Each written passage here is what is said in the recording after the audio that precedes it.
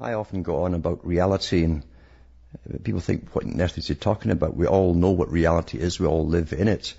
And what we're really referring to is the indoctrinations we get every day that we take out for granted as being actually real news. And we believe we're kept up to date in a very open kind of society. Often people will point to all the hundreds of radio stations, especially in the US, and television stations with their newscasters.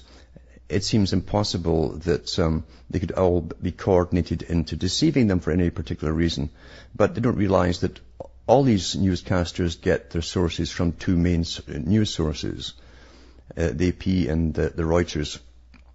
And that's where really all data comes from in this day and age, apart from your local news as to what your council is doing. But if you even look into your local newspapers, you'll find organizations to do with greening, etc. And you don't realize that all of those organizations are not your local spontaneous grassroots movements that are advising your council. They all belong to the United Nations. These kind of things are never mentioned by the mainstream. They want to keep you in the dark. And reality is really a form of obedience. It's a system in which we live. We're born into it. Your parents were born into it. They believed it. They didn't question it. They'd complain about parties and what they were doing in politics, but they didn't ever catch on to the fact that there's a bigger program underway and what was really behind it. It seemed absurd even to go beyond the usual party politics to find out that there's something else guiding this world. In academia, of course, it's entirely different. That's why they don't talk so much about party politics. They talk about terms like Darwinism, technocracy, and stuff like this. Ideas that came out from the time of Darwin, where science was risen to take over from existing religions and even existing political organizations, where they believe in the 1800s that scientists had the right, through pure rationalism, to run the world and guide the world as to where they thought it should actually go.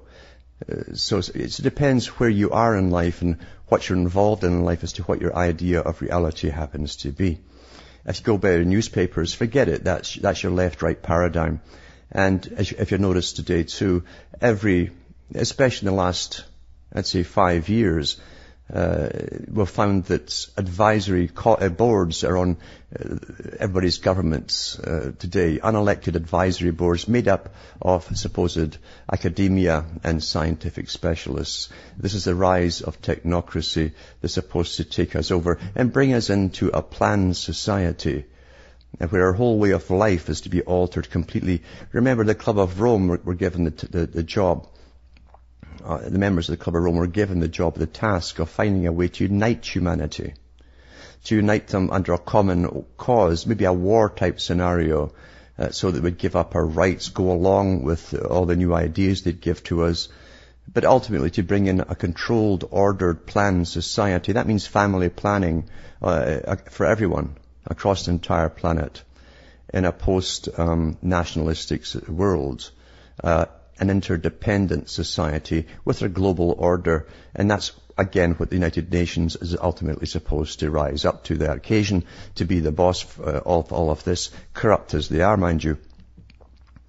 But we never get beyond that, that so much has been really planned for us, and our education goes towards this creation of a reality to foster obedience to a system. That's really what your education is all about.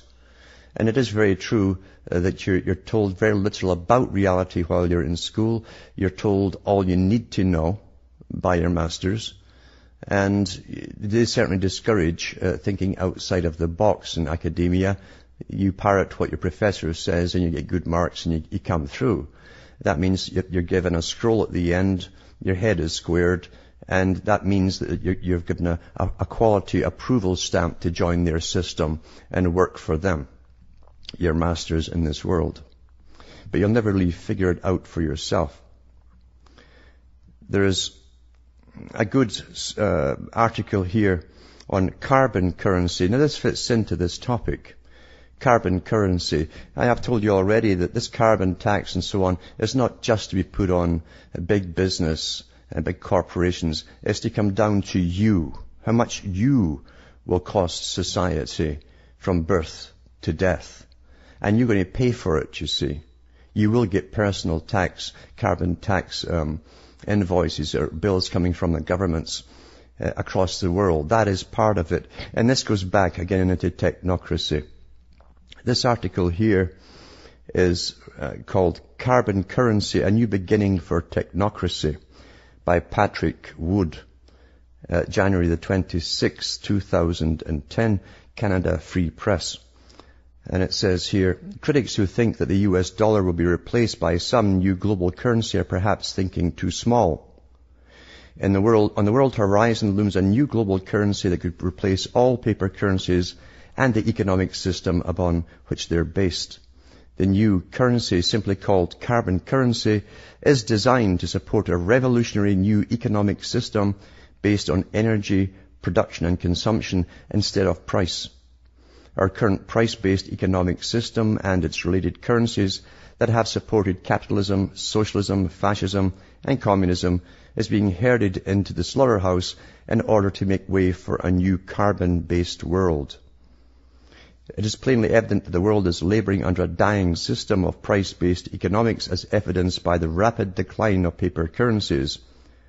The era of fiat or irredeemable paper currency was introduced in 1971 when President Richard Nixon decoupled the US dollar from gold. Actually, it was already in fractional reserve long before that.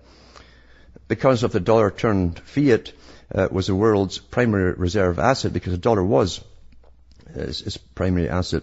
All other currencies eventually followed suit, leaving us today with a global sea of paper that is increasingly undesired, unstable and unusable. The deadly economic state of today's world is a direct reflection of the sum of its sick and dying currencies, but this could soon change.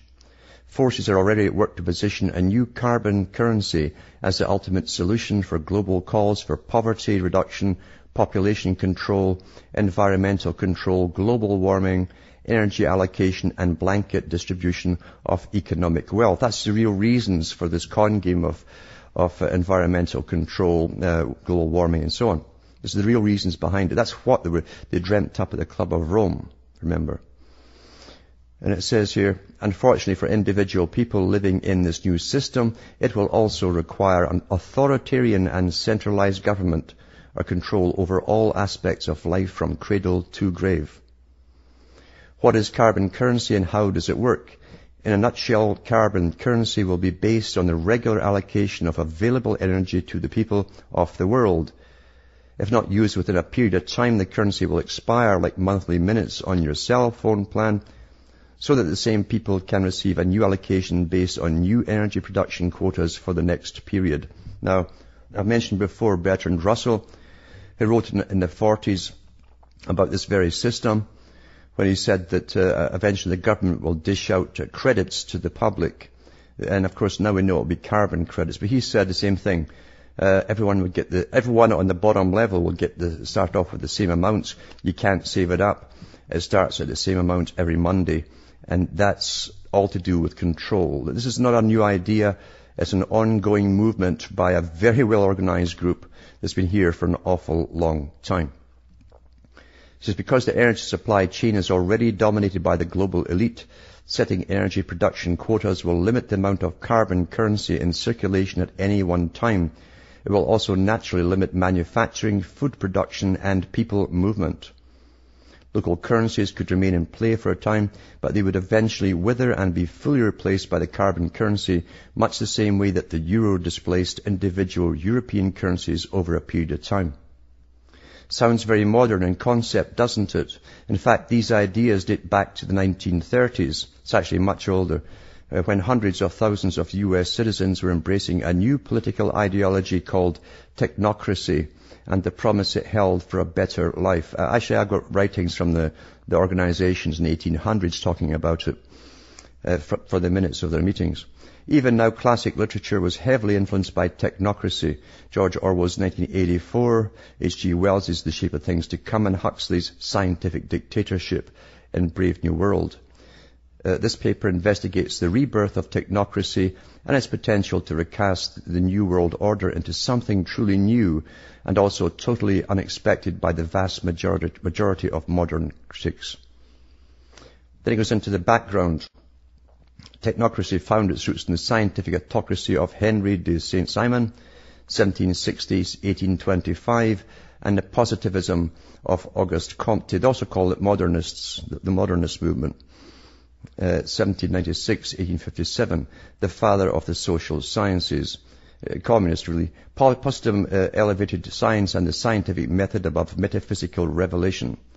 And that's what communism is based on. Technocrats embraced positivism because they believed that social progress was possible only through science and technology. And that's from Schunk, Learning Theories and Educational Perspective.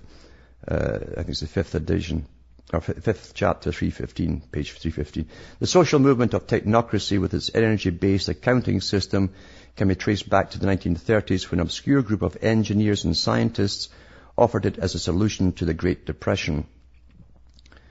The principal scientist behind technocracy was Mr. King Hubbert, or Hubert, M. King Hubbert, a young geoscientist who would later in 1948-56 invent the now famous peak oil theory, another con game, also known as the Hubbert's peak theory.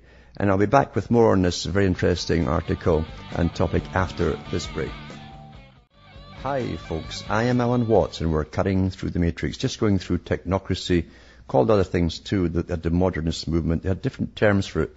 Just like today, they had many terms for Agenda 21, because it wasn't it wasn't well accepted by all of the public, because it guaranteed and was sworn to destroy all previous types of governments. That's why it was hand in glove with communism, and that's why communists actually adopted that whole theory that science should rule over everything else. That's all religions, all other types of being, basically.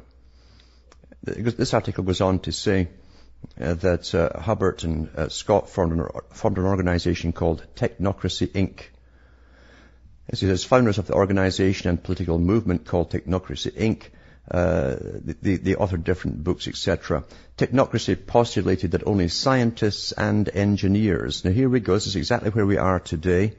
If you look at the panel that's behind Obama, the panel behind Brown and previously Blair and Britain and every other country that signed on to the UN, they all have their panels of these scientists.